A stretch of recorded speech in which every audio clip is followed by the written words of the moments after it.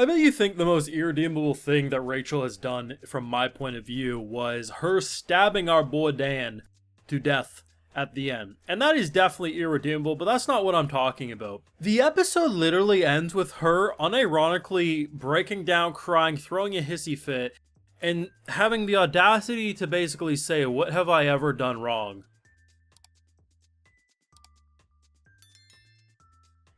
Girl, you pushed our boy off the frickin' tower. You just murdered someone because they wouldn't bend the knee and be your biatch. You breathing is wrong. You. I have full live reactions over on Patreon. If you want to see any of my thoughts on Tower of God in full, you know it's over there exclusively. So, I unapologetically said last week was not a good episode, and I stand by that statement. Of course, there's some Tower of God fanboys and devotees that just will refuse to accept criticism for this season. But here's the thing, when you actually like a show as much as I do with Tower of God, and you see how disappointing the season has been, you absolutely should criticize it. And when you hear that there's a second core, it's a continuous 2-core, you definitely get worried because of how piss poor the art and animation has been. But then again, when you look at something like Slime Season 3, the second half actually looked better than the first half. Maybe they were just saving it up and all the production's going to be for the second half, because truth be told, this was actually a good episode. Here's the thing, I am not going to sugarcoat if I think something in Tower of God is bad.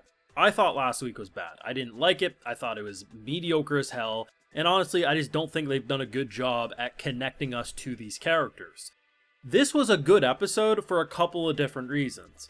One, I do think it was better produced. I still don't think it's up to par with where Tower of God should be. I think when you look at how the actual animation for attacks is looking good, especially with all the almost laser-like animation they're going for. But when characters get thrown around, it really does feel like you're clicking a layer and just kind of dragging it around. It does have a very weird mechanic to it, but this episode was definitely the best we've seen in like the past month, if you ask me. But the biggest thing that made me like this episode is it kind of delivered on more of what I enjoy about the drama when it is there. So, you know, we start the episode off and they're trying to act like our boy's dead. My initial gut was like, I doubt he's dead. And like, as I'm saying that, this bitch is like, he's dead. And I'm like, well, pie on my face. But quickly you start to realize, like, she's being very speedy, like, he's dead, use this anger and go kill these two. Like, she just wanted to eliminate those two, and was trying to manipulate Bam into doing so. The unfortunate thing is that Fug is just, they live up to their name. They are terrorists, and they definitely feel scummy. The fact that we know, after Bam fell in the flashback 3-4 episodes ago in that area, we know that they threatened to kill his friends if he didn't obey. This episode, literally two friends are gonna die if you don't do as I say. So it's like, it's pretty bad. And it's kind of surprising because apparently Rachel is the one who put the hit on Kun, which is weird to me because does this mean that she knew Kun knew more about her than he was letting on? Did she just want to cut loose some fat because he's been as useful as he can be? Did she recently discover the cameras that he's been spying with? I don't really know. But yeah, this is actually some pretty interesting development. And I think my biggest issue that I had narratively with this episode is I thought the directing of how they handled Kun and Bam's reunion, it was hard to figure out how much Kun knew or didn't know because of how they were directing it. And seemingly he didn't realize it was Bam until the very end, given that as he's, you know, getting pulled away, he thinks back to the ChatGPT log where, you know, it says, hey, I'm Emily, he's alive. And then he's like, oh, shoot. So it does give you that, like, oh, I'm really interested to properly see their next reunion because there'll be more conversations going on. But then again, at the same time, it's like, they also kind of imply that he knew the whole time with how they directed it.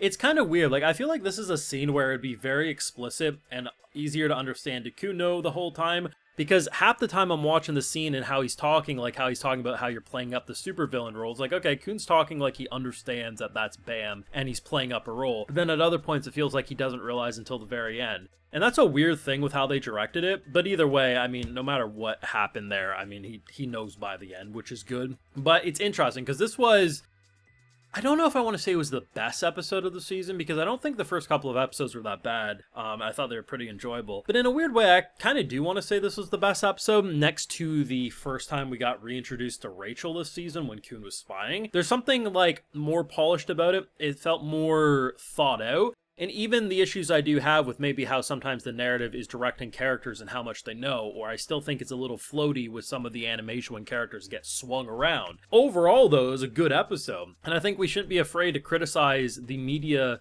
that we consume if we legitimately like the story and want to see what's best. I truly hope, and I'm crossing my fingers, that the second core is going to be better produced and have a more emphasis put on directing. It's unlikely, but it's not impossible, as seen by literally Slime Season 3. It did exactly that. It looks like a completely different studio took over in the second half. So there is still that possibility. But I think overall the directing was better. I think it was more interesting. And honestly, as much as we all love to hate Rachel, she is the best part of this show. Without that bitch, without that feral biatch, shit would be too easy. We wouldn't have people trying to assassinate Coon. We wouldn't have Dan getting skewered Michael Myers style because God forbid he said, "I ain't gonna be your legs, you can walk on your own 2 feet, you lazy cow."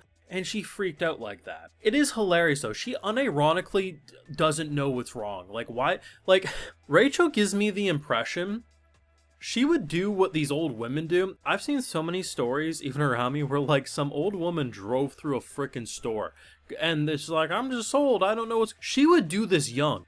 This is the girl who would be driving through a goddamn pharmacy, get out of the car and say, "Officer, why are you yelling at me? I've done nothing wrong." She is in her own little head and she is just so freaking toxic, but it leads for such great moments. If I think an episode's bad or if I think an episode has issues, I'm gonna bring it up. Simple as that. For people who just want people to just only shill and hype everything up, that's unacceptable. I mainly only talk about things I enjoy on this channel because life is too short. The reason I'm still watching Season 2 is because I still think there's possibilities, and this episode is one of those possibilities achieved, where it was legitimately enjoyable. I had very minor frustrations about it, and I do want the next arc to be good because I heard the next arc is really good. But will it? Only time will tell. I'm going in cautiously unoptimistic. Like, I have very low expectations, which will probably make episodes that are probably okay feel a lot better in comparison. But at the end of the day, I don't hate the series and I want to see it succeed. So I am crossing my fingers, and if an episode is truly good to me, I will let you know my feelings. And if I think it's god-awful, I will say it. It's weird how the internet wants everyone to simultaneously be incredibly negative on everything and incredibly positive all at the same time, when at the end of the day, it's all just fake cartoons, man. Like, let's just be honest. If it's good or bad, it's not actually going to ruin Christmas. But when you do enjoy a series and, you know, people call it the Korean One Piece, you just hope it gets a better production. And at least for right now, this episode, it was pretty damn good if you ask me. Let me know what you're feeling though down below. Be sure to leave a like if you enjoyed, subscribe if you're new around here, of course, ring that bell, and like I mentioned, full live reactions over on Patreon. And hey, while you're over there, I'll also give you a video shout out. Alright, so today we got Joseph, Blue Wizard, Annoying Waffle, Jama Boo, Anne, B. Monkeef, Tade Goldweight, Petalo, Matrop, One Piece Man, and we also have Nicholas Wilhelm. So I appreciate the support, everyone. Please take care, and you all have a good one.